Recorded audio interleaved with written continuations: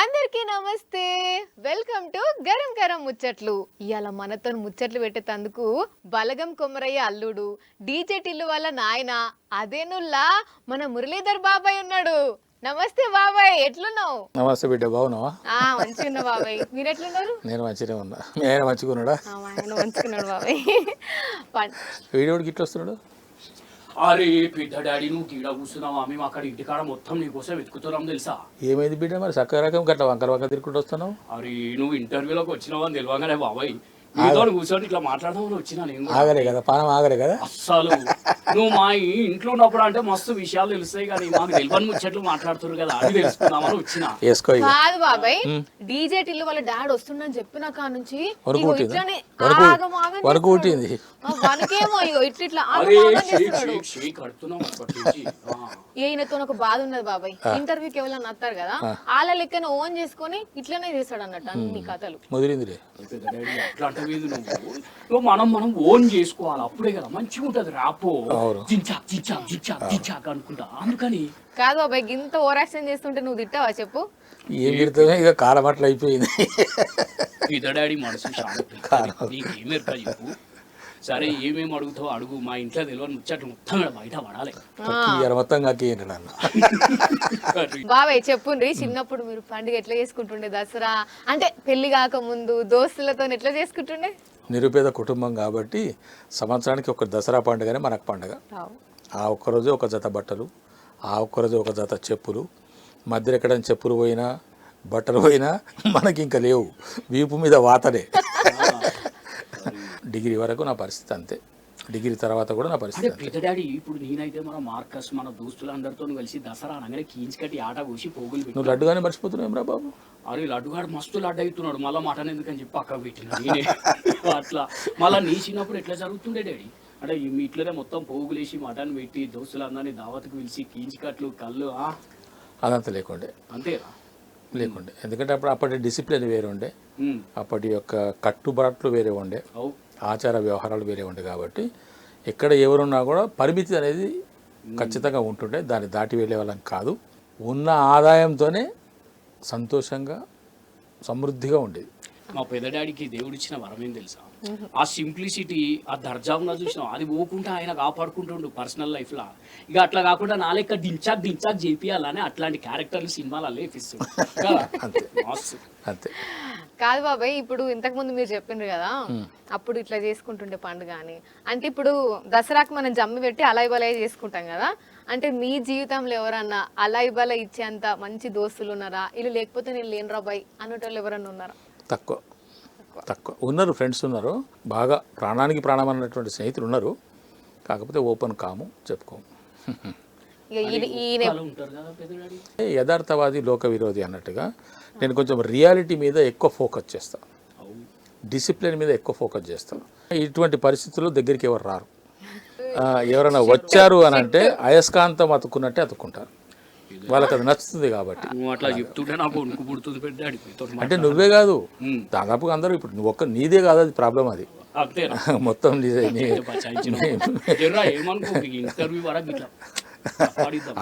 ఆడుకునేది ఆడుకుందాము, కానీ దేనికి అదే ఉంటుంది లెక్క. అంటే జీవితం వేరు కదా, సరదా వేరు, జీవితం వేరు. జీవితం అనేది చాలా చిన్నది, చాలా చిన్న జీవితంలో మనం ఎంజాయ్ చేద్దాము, అనుభవిద్దాము. అట్ ద సేమ్ టైం మన బాధ్యతలను కూడా గుర్తుంచుకోవాలి, మనకున్న బరువులను కూడా గుర్తుంచుకోవాలి. మనం ఏం చేస్తున్నాము, మనం ఇంకా ముందుకు ఎలా వెళ్ళాలి, మనతో పాటు ఉన్న వాళ్ళని ఎలా తీసుకెళ్ళాలి, మనల్ని పెంచి పోషించిన వాళ్ళని కన్న వాళ్ళని ఎలా చూసుకోవాలి అనేది కూడా అవసరం.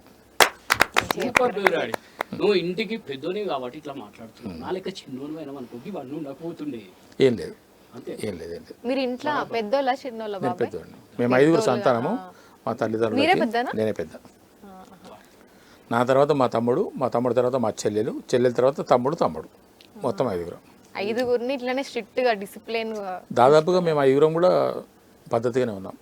మేమే కాదు, మా పెద్దనాన్న పిల్లలు కానీ మా చిన్నాన్న పిల్లలు కానీ, మా అంటే అప్పటి పరిస్థితులు అలాగ ఉండేదిలే. మాది ఐరణ్య వంశము. మా తరం వాళ్ళందరూ కూడా వెల్ డిసిప్లిన్డ్, వెల్ సిస్టమేటిక్గా ఉంటారు. నా జీవితం రాస్తే పెద్ద పుస్తకం అవుతుంది, ఎంతో మంది రాస్తున్నారు, కోటీలు అమ్మేటోళ్ళు. ఎవరు చదివారు ఆ పుస్తకాలు? కొన్ని చదివే పుస్తకాలు కావాలి. అరే మీ అసంటోళ్ళ అనుభవాలు రాస్తే చదివితే మంచిగా ఉంటుంది, మా అసంటోళ్ళు రాసేదే ఉన్నది. మీకు అనుభవమే లేదు కదా, ఆ. మీకు అనుభవం లేదు అనకూడదు. కానీ అంటే చెప్తున్న విషయం వచ్చింది కాబట్టి ఇప్పుడు నువ్వే ఉదాహరణ, నాకు నువ్వే ఉదాహరణ. వేసుకుంటున్నావు కానీ ఎట్లయినా అట్లా. అంటే మాకు లేని సుఖాలు, మాకు లేని సౌకర్యాలు, మా వయసులో ఉన్నటువంటి లోటుపాట్లన్నీ ఇప్పుడు మీకు ఏవి కనపడవు. మీకు వాస్తవానికి మీకు తెలియవు కూడా. కొన్ని విషయాలు మీకు చెప్తే ఇది ఇలా ఉండేది, అవునా ఇది ఇట్లా ఉంటుందా, ఈ విధంగా చేసేవాళ్ళ మీరు అని అనుకుంటారు మీరు. అవేవి లేవు మీకు ఇప్పుడు. కానీ దాన్ని ఏమనలేవు మనం, కాలమహిమ. మిస్యూసేజ్ ఎక్కువైపోయింది. లేదు లేదు లేదు బిడ్డ, కాలమహిమ. అది మీ తప్పు కాదు, అది అది తప్పదు. ఎందుకు మేము కూడా మేమే ఇట్లున్నాం అంటారు. ఇప్పుడు మాకు పుట్టిన వాళ్ళు ఇంకా ఘోరంగా ఉన్నారు బాబు. మేము 1972 to 74 నాది గ్రాడ్యుయేషన్, 72, 73, 74 3 ఇయర్స్ నాది డిగ్రీ 3 ఇయర్స్ అయితే అప్పుడున్న సిస్టంలో అప్పుడున్నటువంటి ట్రెండింగ్ ప్రకారంగా మేము ఫ్యాషన్ డ్రెస్లు వేసుకుంటే ఆ దసరా గుట్టించుకున్న ఒక డ్రెస్ నా డిగ్రీ వరకు కూడా బెల్ బాటం లేదు. అంతకుముందు మేము ఇంకా కొంచెం వెనక్కి వెళ్తే బ్యాగీ కూడా కాదు, స్కిన్ టైట్ ఉంటుండే. స్కిన్ టైట్ అంటే అది ఎప్పుడు 1969-70లో వచ్చింది. అది అంటే ఫ్యాషన్ అనేది రిపీట్ అవుతుంటుంది, టోటల్గా రిపీట్ అవుతుంది సైకిల్, అది ఓల్డ్ ఈజ్ గోల్డ్. అయితే 1970లో ఎంత దారుణం అంటే 11 బాటం, 11, 11.5, 12. కొంతమంది ఇంకా ఫ్యాషన్ ఉన్నవాడు 10 పెట్టుకుంటుండే. వాడు కింద కూర్చొని 2 పేపర్లు పెట్టుకొని ఎక్కించుకుంటుండే. ఎక్కించుకొని పెట్టుకొని ఇక నడిస్తే వాడు బొమ్మ నడిచినట్టే. ఎందుకు కాలు ఇట్లా రాదు, ఇట్లా వాడు బెండు కాలేడు, కింద పడితే తీసుకోలేడు. కింద పడు కాదు, మామూలుగా వాడు కుర్చీలో కూర్చోవాలంటే కూడా ఎట్లా కూర్చుంటాడు. ఆ పరిస్థితి చూసి మా పెద్దవాళ్ళు, మా తండ్రి గారి వయసు అనుకో, అప్పుడు వాళ్ళకు పైజామాలు, దోతులు, ఎక్కువ శాతం దోతులు ఉంటుండే. ఎవడో కొంచెం ఫ్యాషనబుల్గా ఉన్నాము, దోతి ఎవడు కట్టుకుంటాడు పోయి ఫ్యాషన్ పాత మోడల్ అని అనుకుంటే వాడు పైజామా వేసుకుంటాడు. పాయింట్లు అవి తక్కువ, పాయింట్లు అనేవి దాదాపుగా 1960 తర్వాతనే వచ్చినాయి అనుకో ఎక్కువ శాతం. అయితే అప్పుడు వాళ్ళు ఏమనుకునే వాళ్ళంటే ఆ ప్యాంట్ ఏంది, వీడు అంగేంది, అయిపోయిన వీడు పొరలు ఖతం అయిపోయాడు, ఎందుకు పనికిరాడు వీడు, నయా పైసగా పనికిరాడు వాళ్ళు. అటువంటి దశ నుంచి 50 సంవత్సరాల తర్వాత ఇప్పుడున్న పరిస్థితికి వస్తే ఇప్పుడు ఇంకేమనుకోవాలి, మనం ఏమనుకోవద్దు. అది కాలమహిమ, అది అలా జరుగుతూనే ఉంటుంది, ఎవరు బాధపడాల్సిన పని లేదు. కాబట్టి మనం చూసి దాన్ని అలాగా వదిలిపెట్టాలి. పెద్దడాడి నాకు కూడా అనిపిస్తున్నది, మీరు గెస్ట్ కంటే ఎక్కువ యాంకర్ గా బాగా మనకు ఏం మాట్లాడుతున్నావు నాన్ స్టాప్ గా పోతూనే ఉన్నది. ఇదంతా ఉత్తగా రాదు, పెద్దడాడి పుస్తకాలు బాగా చదివేటట్టున్నావు అని చదువు కదా. ఇప్పటికి నా చేతిలో ఎప్పటికో బుక్ ఉంటుంది, ఇప్పుడు నా బ్యాగ్లో ఉంది బుక్ కూడా. అందుకే నేను బుక్కులు చదువు స్టార్ట్ చేసిన, కాకపోతే దాని పేరు ఫేస్బుక్ అయింది. నేనేం చేయాలి, ఫేస్బుక్ వేసుకుంటే తలకాయ ఎప్పుడు కిందికే ఉంటుంది. అందుకే 24 గంటలు ఆ తలకాయ ఇంట్లో పెట్టి ఇట్లనే మాట్లాడతాడు. ఫేస్బుక్ చూస్తే ఎప్పుడు నీ తల కిందికే ఉంటుంది, నువ్వు టెక్స్ట్ బుక్ చూస్తే నీకు ఎప్పుడు తలపైకే ఉంటుంది, అది గుర్తుపెట్టుకో. అట్లా అని చెప్పి టెక్స్ట్ బుక్కే నిన్ను తల ఎగిరేసుకునేలాగా చేస్తుంది. ఫేస్బుక్ అయిందనుకో తల కిందికి వేసుకుంటావు, 10 మందిలో తల వంపులు అయిపోతావు. కాదు బాబాయ్, మీరు అప్పుడే మస్తు చదివినట్టున్నారు కదా, ఏం చదువుకురు మీరు? నేను ఫస్ట్ క్లాస్ స్టూడెంట్ని. అదే అనుకుంటున్నా, గిన్నెగానే చెప్తారు. నేను ఫస్ట్ క్లాస్ స్టూడెంట్. నేను మా స్కూల్ వరకు మంచి మెరిట్ స్టూడెంట్ని. మెరిట్ అంటే అప్పుడు పెద్దగా ఏం కాదు, ఒక 70-80% వచ్చినాయి అంటే మార్కులు వీడు క్లవర్ స్టూడెంట్ కిందకే లెక్క. నాకు 85, 90, 95, 99 దాకా పోయినా. అందుకే గవర్నమెంట్ కొలు కొట్టారు. దానికి దీనికి సంబంధం లేదులే, నేను చదువుకున్నది వేరు, ఉద్యోగం వచ్చింది వేరు. ఇప్పుడు ఎవరికైనా అంతే, ప్రతివాడికి అదృష్టం అనేది ఉంటే తప్ప జీవితంలో ప్రతి వ్యక్తి పైకి రాడు. తెలివితేటలు అందరికీ ఉంటాయి, డబ్బున్నవాడు తెలివిగలవాడు అని అనుకోవటానికి లేదు. ఫ్లైట్లో దిగినంత మాత్రాన వారికి సంస్కారం ఉంటుంది అని కూడా అనుకోవటానికి లేదు. ఎర్ర బస్సులో ప్రయాణించే వాడికి ఉన్న మర్యాద, సంస్కారము, నిజాయితీ ఫ్లైట్లో తిరిగి టై కట్టుకొని సూట్ వేసుకొని బూట్ వేసుకొని వాడు తిరిగినంత మాత్రాన రాదు. సంస్కారం అనేది అవసరం, ఉండాలి. అందుకే డబ్బులున్న ప్రతివాడు తెలియగలవాడు కాదు. కర్మఫలం బట్టి మనిషి యొక్క జీవితం, మనిషి జీవితం సంబంధమే లేదు. ఎవరు అదృష్టం బట్టి వాళ్ళు ఉంటారు. ఇక సినిమాల ముచ్చట వచ్చింది కాబట్టి సినిమా లొకేషన్ అంటున్నావు. నాకు ఒక డౌట్ కొడుతున్నది, అసలు ఫస్ట్ ఈ సినిమాలలో పోవాలి అని ఎప్పుడు అనిపించింది? నాకు పుట్టుకతోనే ఉన్నది. అంతేనా? నేను ఒక నటుడిని అనే భావన నాలో ఉన్నది. ఇది నేను చాలాసార్లు చెప్పిన. నేను పెరుగుతున్న కొద్దీ సినిమాలు చూసి నేను కూడా ఒక నటుడిని అవ్వాలని లేదు నాకు. నేను ఆల్రెడీ నటుడినే. నేను ఇక్కడ ఎందుకున్నా అంటే మీకు యాక్టింగ్ ఇదంతా ఈ విషయంలో ఎవరికి చెప్పుకోలేదు, ఎవరికి చెప్పుకోలేదు. ఇక రిటైర్మెంట్ అయిన తర్వాత నేను సీరియస్ గా కూర్చున్నారు కదా దాని మీద. ఈ రిటైర్మెంట్ అయిన తర్వాత నన్ను ఎవరు పట్టించుకుంటాడు? అంతేనా? అంతే, ఇక అంతా అయిపోయింది. ఎవరైనా ఎవరు పట్టించుకోరు కదా. అంతే కదా. ఇప్పుడు రిటైర్ అయిన తర్వాత నాతో ఏం పని? మంచిగా చదువుకొని తమ్ముళ్ళని చెల్లెమ్మని సెటిల్ చేసి పెద్ద మమ్మీని తెచ్చుకొని పిల్లల్ని కానీ రిటైర్మెంట్ అయిన తర్వాత ఇప్పుడు నేను ఆడింది ఆట పాడింది పాట అని దిగిరో ఇప్పుడు అల్లాడిస్తున్నావు. ఇక అల్లాడిస్తున్న సంగతి మీకు తెలియాలి. కానీ నువ్వు బలగం సినిమా చేసుడేమో కానీ ఇండస్ట్రీకి నువ్వు పెద్ద బలగం అయిపోయినావు, బలం అయిపోయినావు. ఇప్పుడు నేను అదృష్టవంతుడు. ముందు కూర్చోరా కాదా? నేను అదృష్టవంతుడు. నిజంగా బాబాయ్. అంటే మీ వాయిస్ కానీ అంటే మీ యాక్టింగ్ కూడా నేర్చుకోలేదు లెక్కన. ఇప్పుడు మీరు చెప్పే ముచ్చట్లు చేస్తే నాకు కోర్సు, నేను ఎక్కడ కోర్సులో జాయిన్ కాలేదు, నాకు ఎవరు గురువు లేరు, నేనే ఇన్స్టిట్యూషన్లో చేరలేదు. బార్న్ ఆర్టిస్ట్ అని చెప్పిండు. అదే బార్న్ ఆర్టిస్ట్ ఏమో నాకు తెలియదు, కానీ నేను చేస్తున్నది మీరు యాక్సెప్ట్ చేస్తున్నారు. ఒక్కనాడు మీ అనిపించలేదు పెద్దనాడు మీకు? ఏమని? కొంచెం ఇంకొంచెం జల్దీగా వచ్చి ఉంటే మంచిగా ఉంటుందేమో. అదే కర్మఫలము ఏదైతే ఉన్నదో మనకి ఏది రాసి పెట్టి ఉంటే అది అట్టే జరుగుతుంది. ఇప్పుడు మనం సంతోషపడాల్సిన విషయం ఏంటంటే ఇప్పుడన్నా కనీసం ఈ మాత్రం వచ్చింది. ఈ మాత్రమేంది బాబాయ్, మొత్తం మొత్తం మీరే. ఇప్పుడు వచ్చిన కానీ ఎన్ని అయినాయి అందాదా? ఒక 50 ఈజీగా అయిపోయినాయి.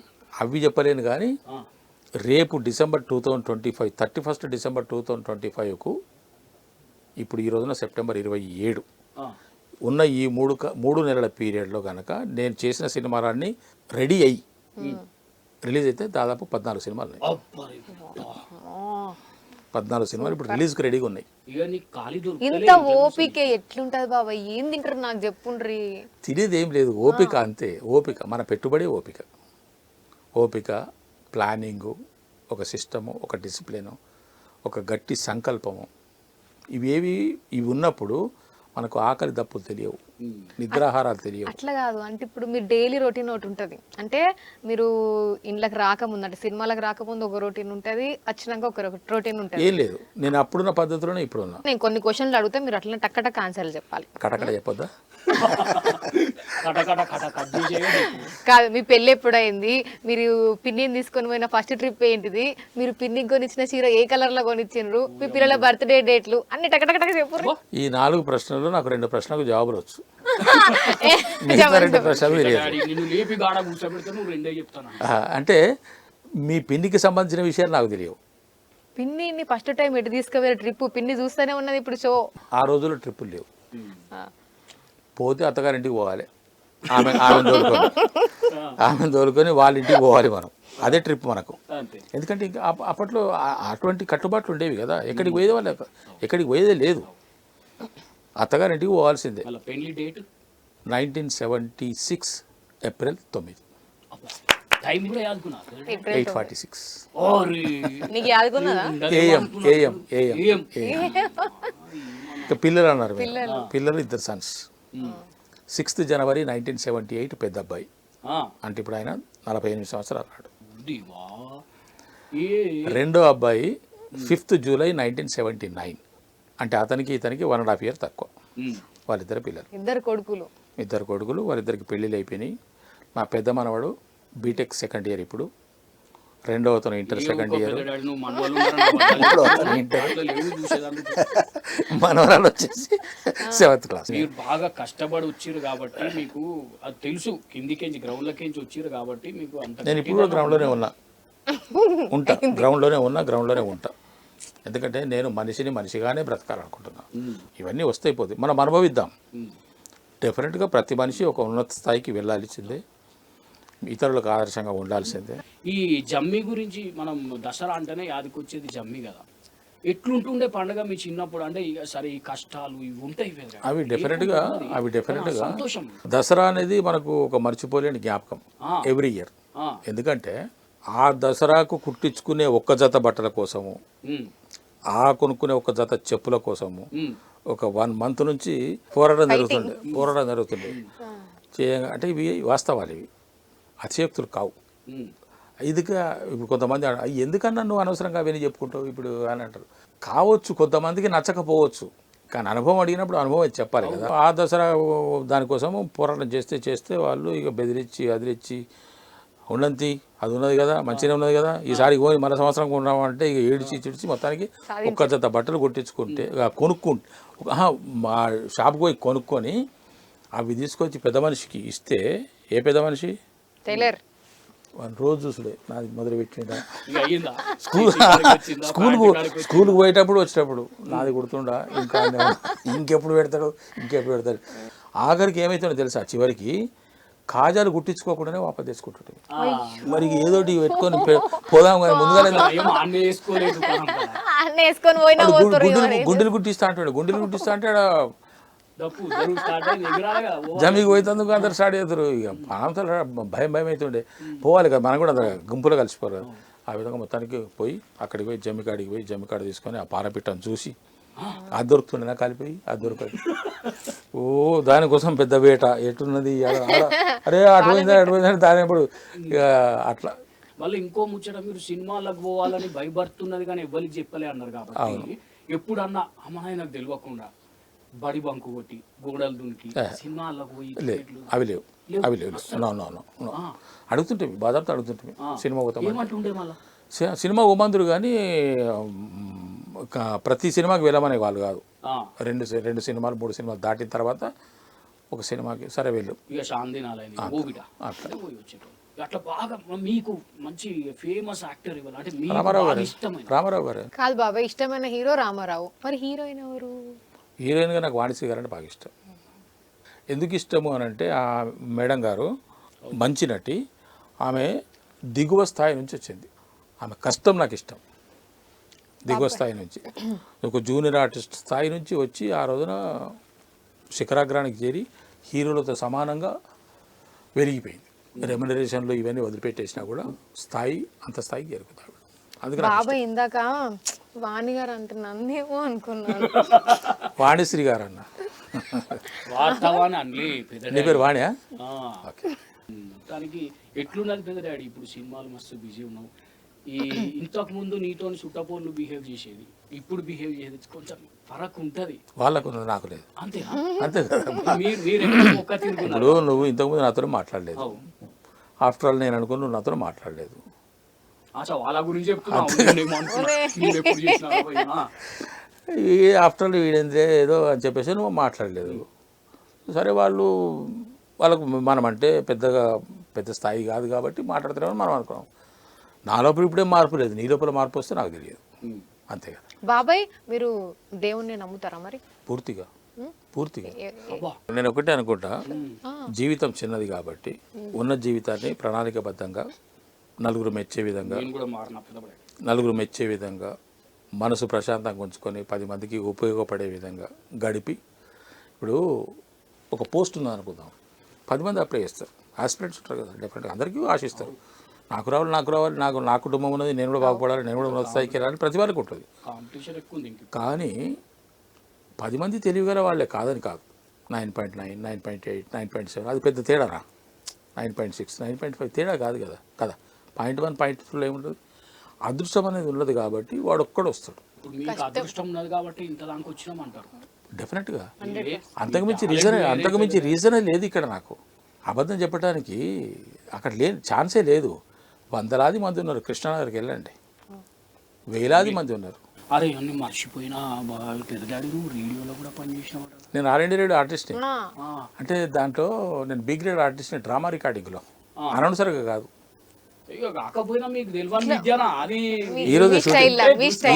ఈరోజు షూటింగ్లో శ్రీకాంత్ గారు ఒక సందర్భాన్ని బట్టి నాకు ఆకాశవాణి చెప్పిద్ది అంటాడు. ఇప్పుడు నువ్వు అన్నావు కాబట్టి ఆకాశవాణి అంటే ఏదో చెప్పు అని అంటే చెప్తున్నాడు. నేను నాకు ఆకాశవాణి గుర్తుకొచ్చింది అంటే వెంటనే నేను అంటానమాట, ఆకాశవాణి సంపతి వార్తా శ్రీయంత బలదేవానంద సాగర సూపర్ పెద్దడాడి, మస్తు మాట్లాడినావు, మంచిగా మాట్లాడినావు, దిల్సే మాట్లాడినావు. పండుగ రోజు వచ్చి మీరు మీ జీవితంలో ఉన్న అనుభవాలు ఎట్లా పైకి వచ్చిండ్రు, మేము ఏం నేర్చుకోవాలి, ఇప్పుడున్న యూత్ పిల్లలు ఎట్లా నేర్చుకోవాలి, ఎట్లా ఓపికగా ఉండాలి అనే అన్ని ముచ్చట్లు కుల్లా చెప్పినందుకు మీకు ధన్యవాదాలు. Thank you. పెద్దడాడి, నువ్వు ఒకటి గమనించినావా? అప్పుడు మొత్తం ధామ్ ధీమ్ అన్న నీ మాట వినంగానే ఓ సల్లా పడి కూర్చున్నా. అప్పుడేమో ఎంట్రీ ఇచ్చినప్పుడు ఎట్లా వచ్చిండు బాబాయ్. ఉండాలి ఆ మోటివేషన్ మాటలు మామూలుగా లేవు. అమ్ము సూపర్ పెద్దడాడి, thank you so much. Thank you. అయితే ఏ ఇంటర్వ్యూలో అయినా కూడా నేను చెప్పాల్సిన విషయం ఒకటి ఉన్నది.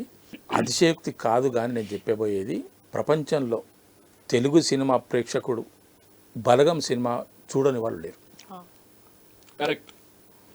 అటువంటి బలగం సినిమాలో నాకు ఒక క్యారెక్టర్ ఇచ్చి ఆ క్యారెక్టర్కు నేనే సరిపోతానని నిర్ధారించుకొని నా మీద పూర్తి నమ్మకంతో, వేణు నాకు తెలియదు, వేణు వెళ్దండి వేణు అటువంటి వ్యక్తి నన్ను నమ్మి ఆ క్యారెక్టర్ నేనే చేయాలని ఆయన అనుకొని ఆ క్యారెక్టర్ నాకు ఇచ్చి, ప్రపంచంలో ఉన్న ప్రతి తెలుగు ప్రేక్షకుడికి, బలగం సినిమా చూసిన ప్రతి తెలుగు ప్రేక్షకుడికి నన్ను కనెక్ట్ చేసిన నా తమ్ముడు వెళ్దండి వేణుకి నేను సర్వదా కృతజ్ఞుడి.